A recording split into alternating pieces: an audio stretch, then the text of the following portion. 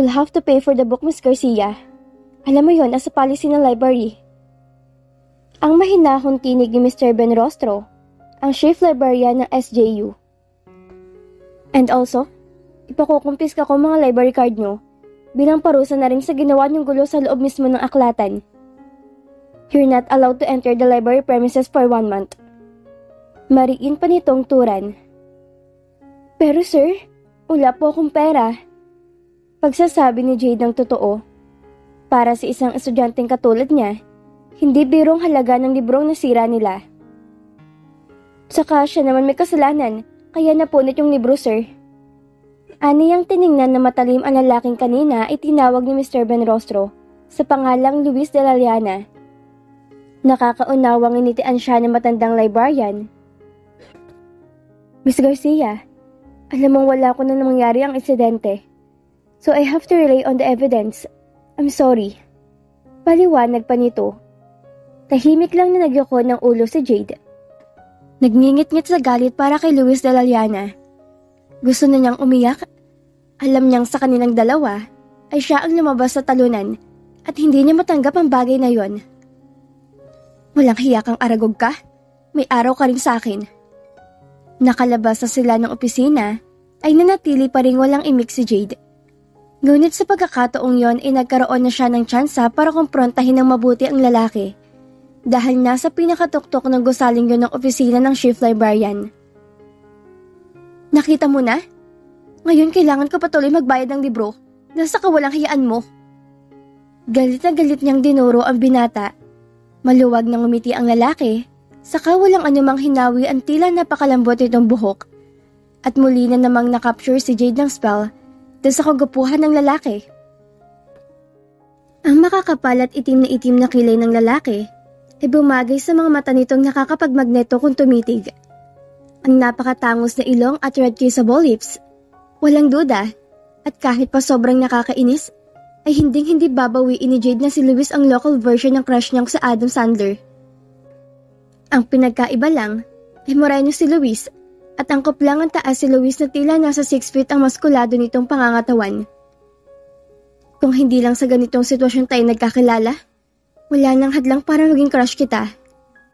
Kaso, every encounter puro kabwisita ng ginagawa mo sa akin. Bakit ba galit na galit ka? Dahil ba pinababayaran sa iyo yung libro? Sa narinig, ay agad na naningkit ang mga mata ni Jade. Alam mo, napakayaman mo sa kayabangan. Aniyang dinuro-duro ang dibdib ng lalaki. Mabilis niyang binawi ang kamay ng hawakan niyo ni Luis. Kakaibang daloy ng kuryenteng hindi niya inaasahan ng naramdaman niya sa paglapat na kanilang balat. Saka pwede ba? Hindi ikaw si Jack, kaya wag kang umasa na parang hari? Bakit kasi sa dinami-rami ng lalaki dito, ikaw pa yung nakilala ko? Lalo kang gumaganda kapag nagagalit ka. Alam mo ba yun, Miss Garcia? Natigilan si Jade. He's not that bad after all. Kasi napansin niya ang beauty mo. Naku, binibilog lang yung ulo mo. FYI lang, matagal ko nang alam na maganda ako, no? Kamukha ko nga sa Altagracia eh. Pagtataray niya, saka nakapamewang na inirapan ng lalaki na makabawi sa narinig. Napansin ko nga. Maya-maya ay pagsang-ayon nito sa isang tinig na tila nakikipagkaibigan. Huwag ka na nga magbait-baitan dyan dahil hindi ako nagpapauto, lalo na sa isang kagaya mo kasing pangit ng araog. At kahit anong gawin mo, hindi mo na mababagong kasalanan mo kung bakit kailangan ko magbayad ng isang napakamahal na libro. Noon nag-echo sa paligid ang malakas na tawa ni Luis na lalong nagpasidihi sa galit na nararamdaman niya. Aragog talaga? Ha? Bakit? Mukha ba akong gagamba? Wala na akong time sa isang mayabang na katulad mo. Inubos mo lang oras ko. Perwisyo? Galit na galit niyang turan, saka tinalikuran ng lalaki. Naiinis siya at gusto ng tuluyang magalit sa lalaki. Pero may kung anong dahilan at hindi niya yun magawa. Paano? Ay isang ngiti lang mula rito? Ay nagagawa siyang pahintuin. Ang mundo niya? Tila tumitigil at nagkukulay rosas kapag nakikita niya ang magandang kislap ng mga mata ng lalaki. At ang pabango nito, parang nakadikit na yun sa kanyang ilong. Sa dinami-rami ng gwapong lalaking pwede niyang hagkan, bakit si Luis pa?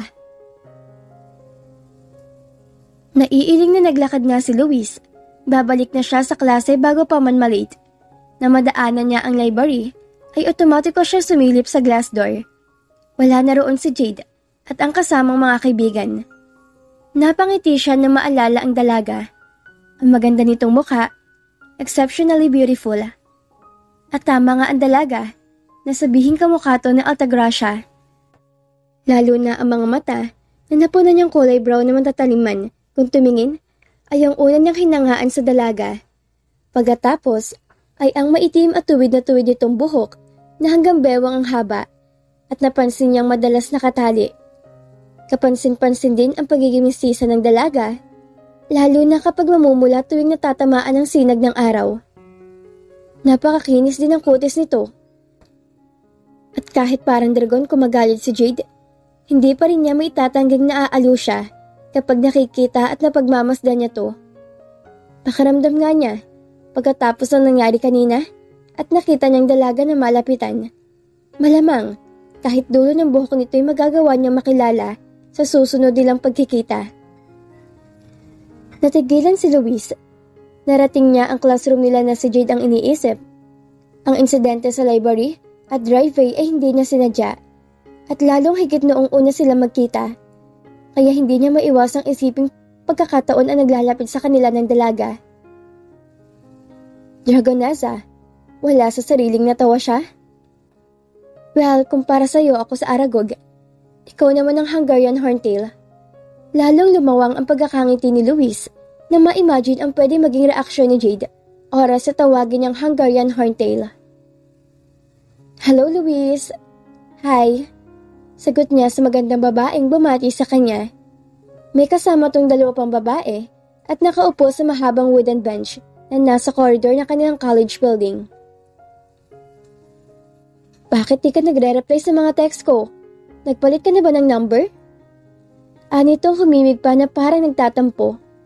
Napangiti si Luis. Sanay na siya sa ganoong eksena, kaya wala nang dating sa kanya. No, medyo busy lang. Alam mo na, graduating. Pagdadahilan niya. Okay, but if you need someone, alam mo na. Anang babae na makahulugan pa siyang kinindatan. I have to go. See you around. Sa halip ay sagot niya. Saka walang lingon likod na naglakad. Natigilan lang siya na makitang nagbabasa sa loob ng waiting room. Parang may kung anong nag-uudyok sa kanyang lapitan si Jade. Makahulugan pa siyang napangiti na mapunang tila hindi nararamdaman ng dalagang nakatingin siya rito. Kung sakaling kaibiganan kaya kita, mataga po kaya ko? Kahit parang walang dating sa'yo ang charm ko? Napailing na lang siya sa huling naisip.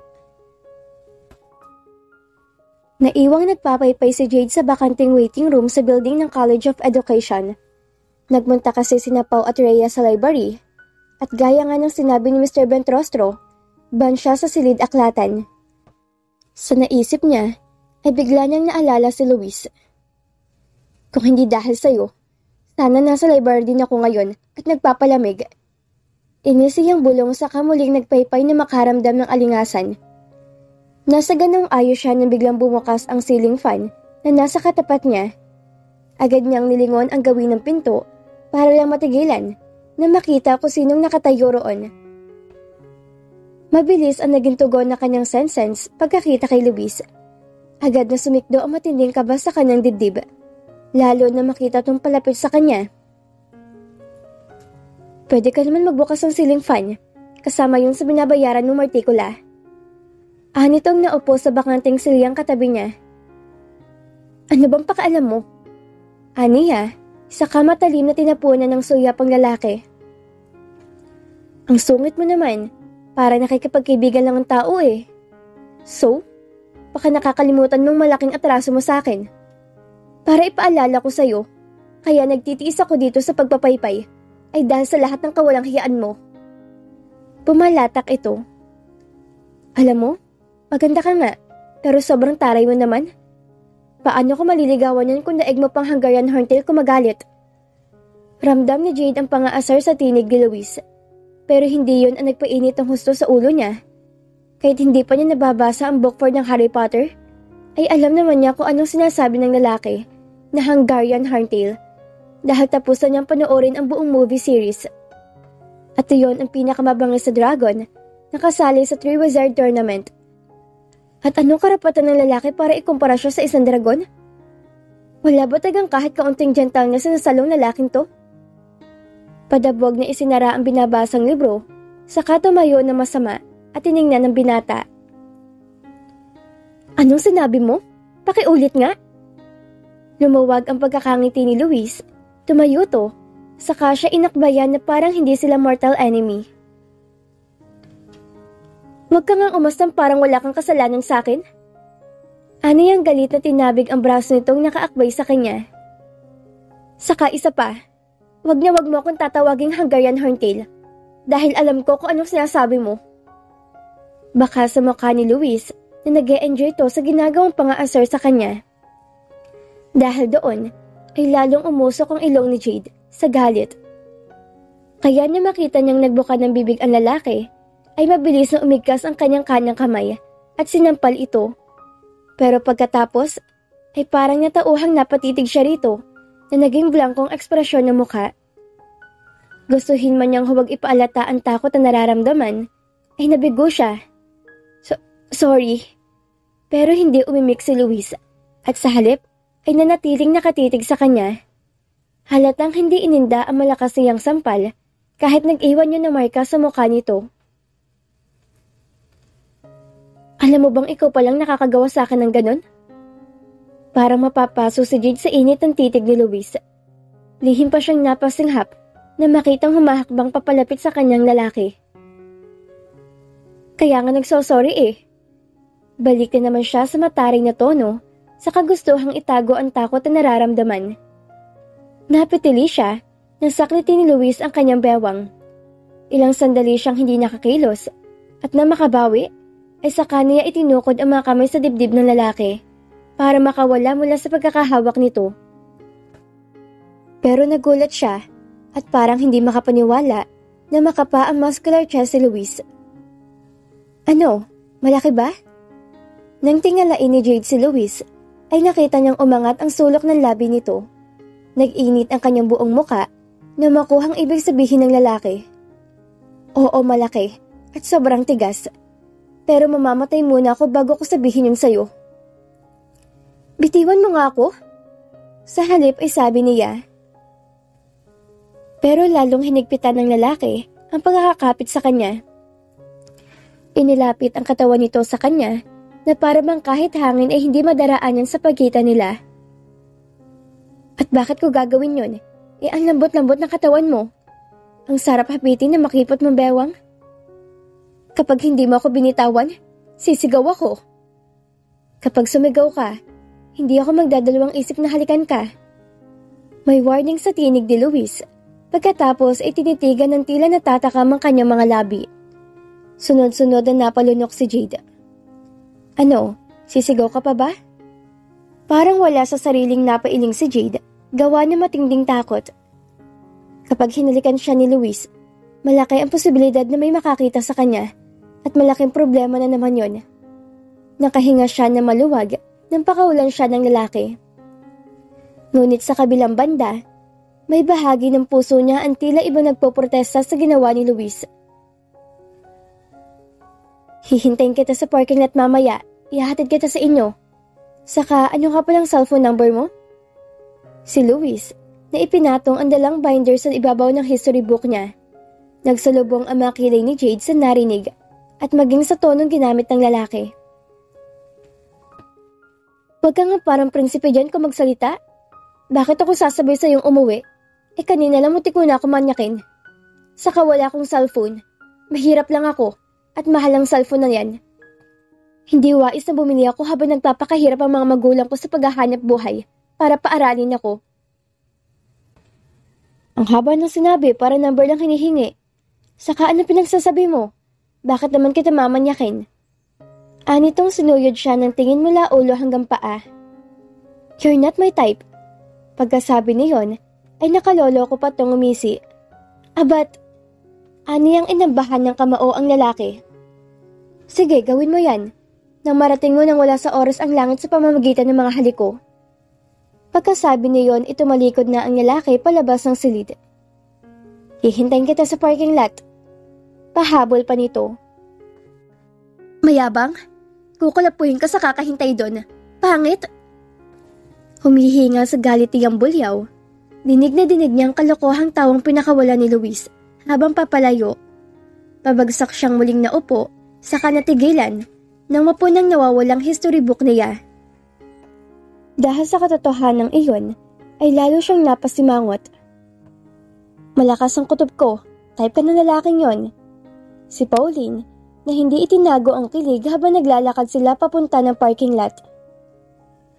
Pero you have to be careful, dahil ang balita, may pagkababaero si Luis. Tapos for him, bawat girl na nakakarelasyon niya ay good for 2 months lang. Type? Mula nga na makilala ko yun, wala nang ibang ginawa kundi asarin ako. Asan ang type doon? Saka ang yabang naman niya? Anong akala niya sa mga babae? Pagkain? Gamot? May expiration date? Nakataas ang mga kilay na asik ni Jade. Hello? Hindi mo ba alam? Style ng ibang gay ang ganyan. Inunahan mo kasi ng katarayan mo, kaya idinaan ka naman niya sa pang-aasar para mapansin mo siya. Si Pauline. Correct. Pero sa totoo lang, para mas nakakilig pa nga yung style ni Luis. And in fairness, ang haba ng hair mo. Alam mo bang former Mr. University si Luis? At bukod sa pagiging matalino, ay galing sa isang napakayamang pamilya. Take note, solong anak siya. Kaya kahit hindi ka na kumayod, sigurado mabubuhay pa rin kayo ng bongga. Salo naman ni Rhea, napairap si Jade dahil sa mga narinig. Mayamang pamilya? For sure, sakit lang ng ulo yan. Oh, paano mo naman nasabing sakit ng ulo? Tanong ni Pauline. Nagbuka ng bibig si Jade para sana magsalita, pero napigil ang lahat ng yon nang mamataan niya si Luis sa malawak na parking lot space ng university. Nakaupo ang binata sa mismong hood ng kulay itim nitong kotse. Noong isang araw, Estrada. Tapos ngayon BMW naman. Mayabang talaga. Speaking of the devil, mukhang hinihintay ka na niya para sa inyong first date. Talaga naman? Ngiti pa lang katakam-takam na. Bulag ka na lang kapag tinanggihan mo pa yan. Maharot nilita niya ni Pauline. Hay naku Pau, kung alam mo lang ang totoo. Nakangiting sinalubong sila ni Luis. Ngaling-ngaling sa bunutan na Jade sina Rhea at Pauline na makitang lantarang pagbabakyut ang dalawa sa binata. So you came? Salubong kay Jade ni Luis. Obvious naman diba? Pagtataray ni Jade. Pero I only came para kunin sa'yo yung history book ko. Saka wala sa intention ko na sumabay sa'yo at umangkas na napakagarat mamahalin mong sasakyan. Mabilis naglaho ang magandang ngiti ni Luis. What? Akala ko ba na pag-usapan na natin ang tungkol dito? Pagyak na natawa si Jade, saka tinapunan ng warning look si Rhea at Pauline na akmang iiwan na siya. Muli niyang binalingan si Luis. Pwede ba? Huwag kang ambisosyo. Wala tayong pinag-usapan at hindi ako pumayag. Saka akala ko ba hindi mo ako type? Bakit ngayon parang pinagsisiksikan mong sarili mo sa akin? Ano yung binigyan diin ang mga salitang ambisosyo at pinagsisiksikan? Inihila mo si Luis ang kamay sa mukha. Pagkatapos ay walang sabi-sabing inago sa kanyang kip-kip niya mga libro. Saka tumalikod at tinungo ang nakapark na kotse. Nagulat man, ay mabilis sa sumunod si Jade sa binata. Nanlaki ang kanyang mga mata na makitang inihagis ng binata sa loob ng kotse nito ang kanyang mga gamit. Hoy! Ano bang ginagawa mo? Sita niya sa binatang noon ay nilak naman ang pinto ng kotse.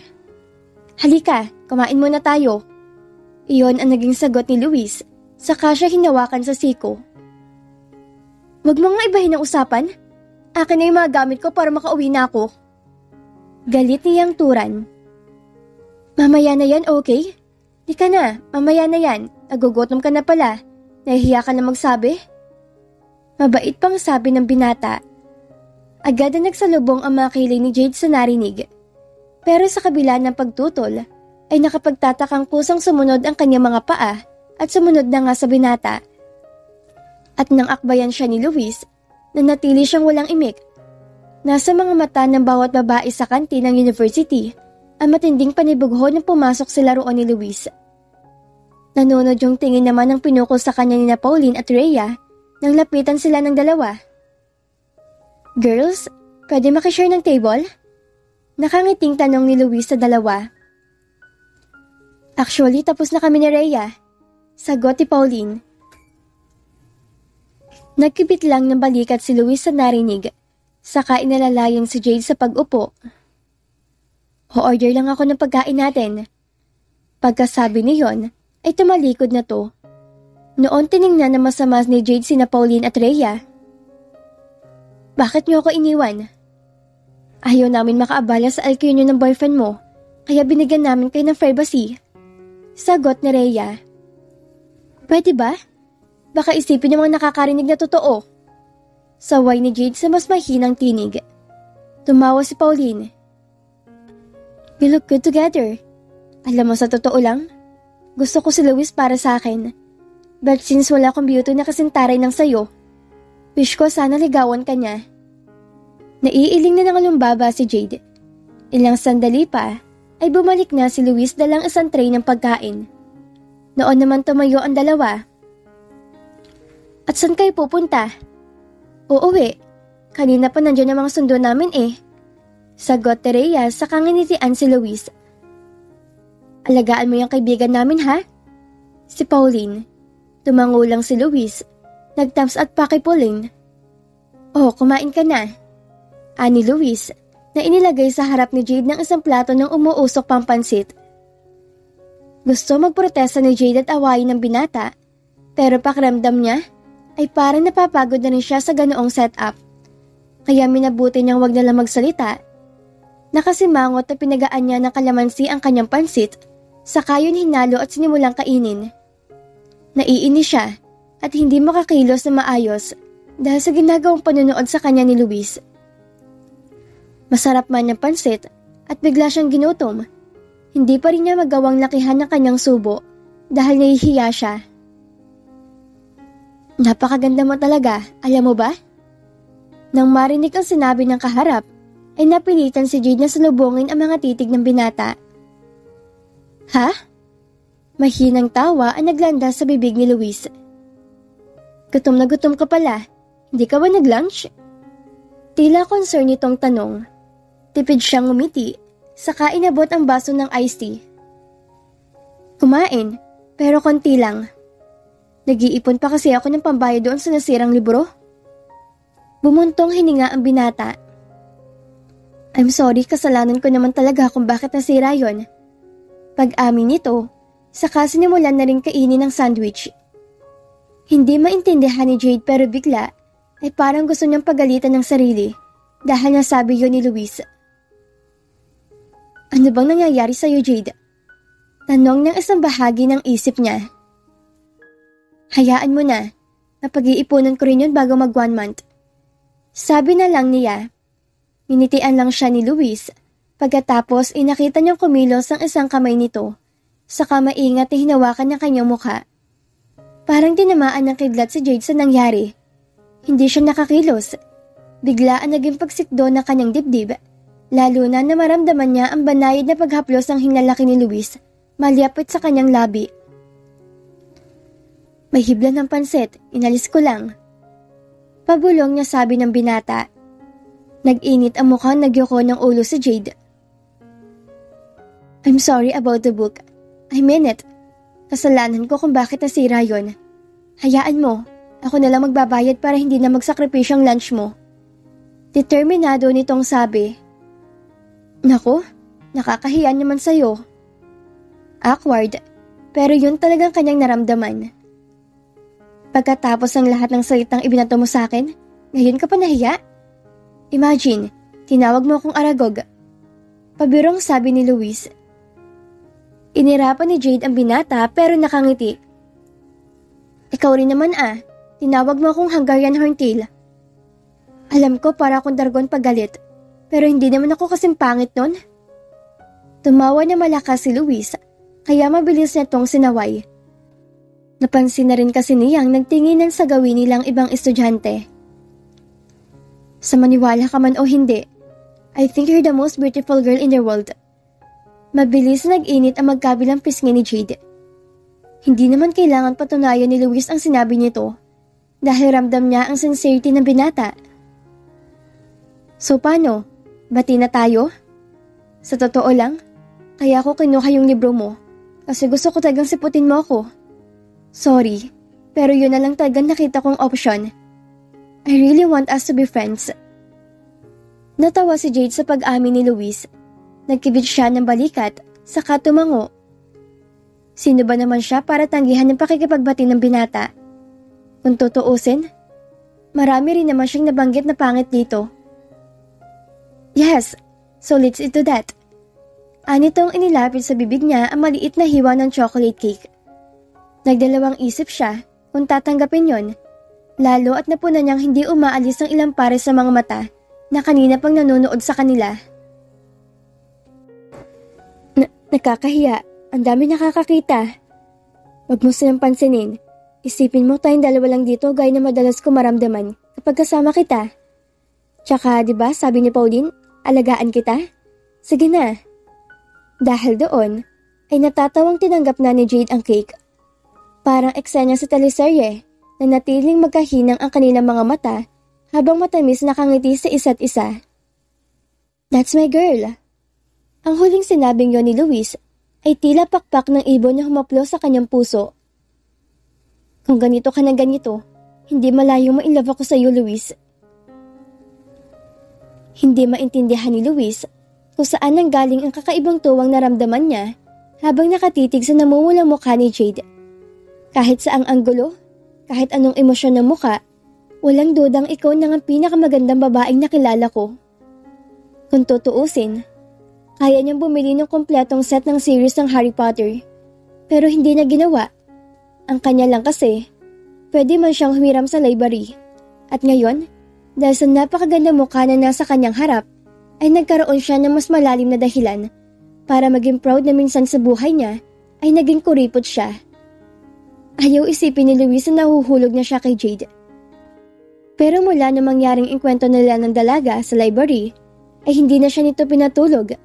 Bagay na hindi pa nangyayari sa kanya, kahit noong kay Riza na kanyang first love.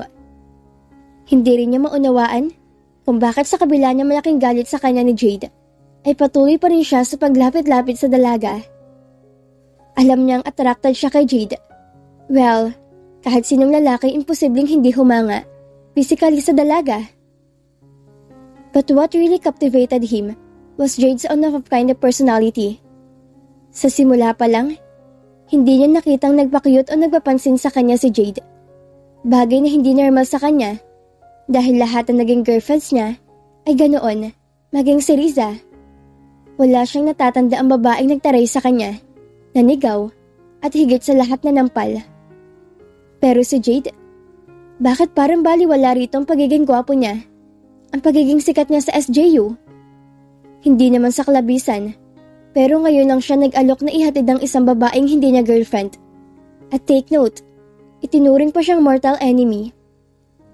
Napangiti si Luis sa huling naisip, saka ipinagpatuloy ang pagkain.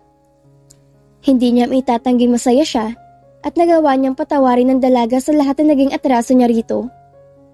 At hindi rin niya may kakaila ang kanyang nararamdaman para kay Jade. Gusto niyang protektahan ng dalaga, gusto niya itong maging masaya, at gusto niya maging kaibigan. Kaibigan ba lang talaga? Sa tanong na yon, ay lihim siyang nagkibit balikat. Sigurado ay masasagot din niya yon pagdating ng araw. Sa ngayon ay grateful siya sa nakikita magandang simula nila ni Jade bilang magkaibigan.